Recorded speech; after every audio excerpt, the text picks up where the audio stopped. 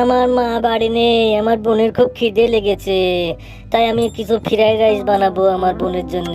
প্রথমে কড়াইতে একটা ডিম দিলাম। বোনু, তোমার কাছে যে ডিমটা আছে ওটাও দাও। এটাও দিয়ে দিলাম। এবার চামচটা দাও, একটু নাড়াচাড়া করে দি। হ্যাঁ হ্যাঁ, এই তো সুন্দর হচ্ছে। নাড়ে ঢেড়ে দি, এই তো। এবার আমি এখানে কিছু ভাত ঢেলে দেবো। আহা, ভেরি গুড। এবার আমি নাড়াচাড়া করে নিই, তাইলে ফ্রাইড রাইস হয়ে যাবে। বাহ, খুব সুন্দর হচ্ছে। বন্ধুরা, আমার ফ্রাইড রাইস যতক্ষণে হচ্ছে ততক্ষণে ভিডিওতে একটা লাইক ও শেয়ার করে দাও। এই তো আমার ফ্রাইড রাইস হয়ে গেছে। বুনু, এই না, তোমার ফ্রাইড রাইস হয়েছে। এবার তুমি খাও। বুনুকে দুটো খাওয়াই দিই আমি। খাও।